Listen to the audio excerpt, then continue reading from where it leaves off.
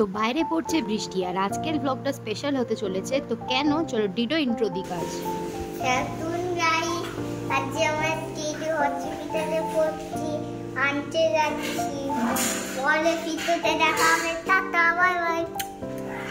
তো গাইস, ডিডোর তোতলা কথা শুনে বুঝেই গেছো যে আজকে হচ্ছে ডোনাকে ডিসচার্জ করবে নার্সিং হোম থেকে। তো আমরা সবাই আজকে ভীষণ আনন্দ, মেয়েটা 5 দিন ধরে বাড়ি আসেনি আর আজকে হচ্ছে বাড়ি আসবে। ও ভীষণ এক্সাইটেড, সঙ্গে আমরাও। তো চলো বেশি দেরি না করে যাওয়া যাক। এখানে ওর বাবা গাড়ি ঘোরাচ্ছে। তো সবাই মিলে আমরা এখন রওনা দিয়েছি। এখান থেকে বেশিক্ষণ লাগে না, প্রায় 10 মিনিট মতন লাগবে। আর আজকেও খুব বৃষ্টি, যেদিন ওকে ভর্তি করি সেদিনও খুব বৃষ্টি ছিল, আজও খুব বৃষ্টি। তো ওপরে এসে দেখি বসে রয়েছে আর ঘুম পাচ্ছে। সকাল সকাল ডেকে দিয়েছিল, আজকে যেহেতু অ্যান্টিবায়োটিক স্যালাইনের ডোজটা নিয়েছে সকালবেলায়। এখানে ডিডো হাই তুলছে, তারও ঘুম ভাঙেনি, দিদিকে আনবে বলে এত এক্সাইটেড উঠে পড়েছে।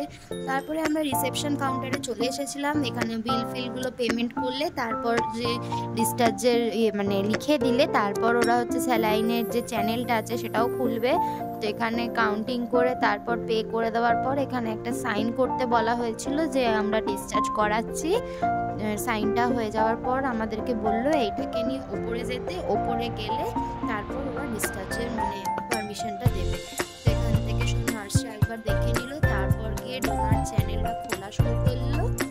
আর এখানে ডোনা একটু নার্ভাস ছিল, আবার চ্যানেল খুলছে, আবার একটু লাগবে। তো যাই হোক, বেশি লাগেনি, অল্পের মধ্যে দিয়ে হয়ে গেছে। যা কষ্ট পেয়েছে মেয়েটা, এবার সারা মানে সবসময় মনে রাখবে যে জল খাওয়ার কথা আর উল্টো পাল্টা না খাওয়ার কথা। তো এখন ভাইয়ের হাত ধরে নিয়েছে, ভাই জুতো পরছে। এবার বাড়ি যাবো। বাইরে এত বৃষ্টি, বাইরে কিছু দেখাও যাচ্ছিল না। যেদিন ভর্তি হয় সেদিন তো বৃষ্টি ছিলই, আর যাওয়ার দিনও এত বৃষ্টি। তো চলো এবার বাড়ি যাওয়া যাক।